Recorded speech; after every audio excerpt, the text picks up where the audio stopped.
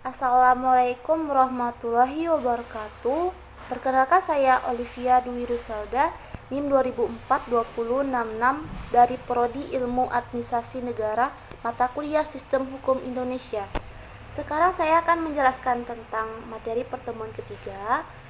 Yang pertama, pengertian hukum. Menurut Kamus Besar Bahasa Indonesia, hukum adalah peraturan atau adat yang secara resmi yang dianggap mengikat, yang dikukuhkan oleh penguasa dan pemerintah.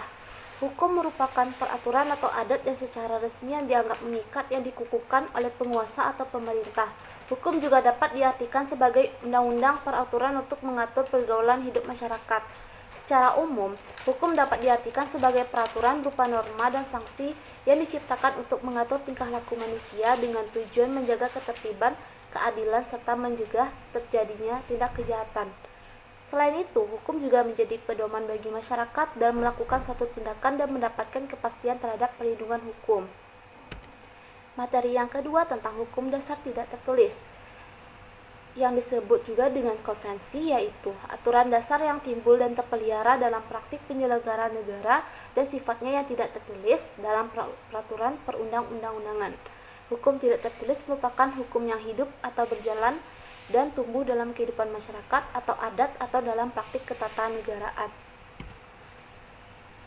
Yang ketiga tentang materi sifat konstitusi. Sebelum kita masuk ke sifat konstitusi, konstitusi berasal dari kata constitution, yang berarti peraturan tertulis maupun tidak tertulis. Dalam bahasa Latin yang disebut constitutio atau constitur yang memiliki arti membentuk. Dalam hal ini, konstitusi akan mencakup segala hal terkait ketentuan yang berhubungan dengan keorganisasian negara, baik yang terdapat dalam undang-undang dasar, undang-undang organik, peraturan perundang-undangan lainnya maupun kebiasaan atau konvensi. Konstitusi memiliki dua sifat, yakni luas, fleksibel, kaku, rigid, dan tertulis dan tidak tertulis. Sifat luas dan kakunya sebuah konstitusi dapat dilihat dari kemampuannya dalam mengikuti atau menyesuaikan perkembangan zaman. Undang-Undang Dasar 1945 dapat memiliki dua sifat, yakni luas dan kaku. Dikatakan kaku karena untuk mengubahnya terbilang cukup sulit, yang ini disebabkan pasal 37 ayat 1 Undang-Undang 1945.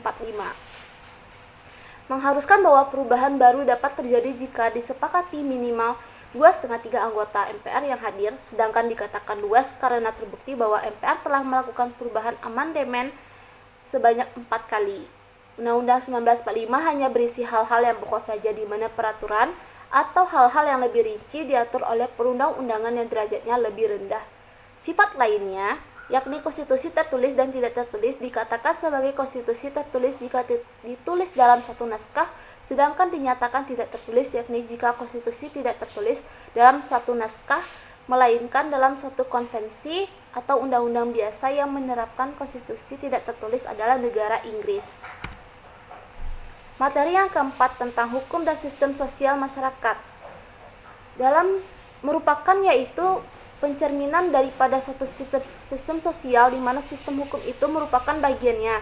Persamaan dan perbedaan sistem hukum dan nilai-nilai sosial budaya hukum sebagai kaidah atau norma sosial tidak terlepas dari nilai-nilai yang berlaku dalam suatu masyarakat, dan dapat dikatakan bahwa hukum merupakan pencerminan dan konstitusi daripada nilai yang ada di masyarakat.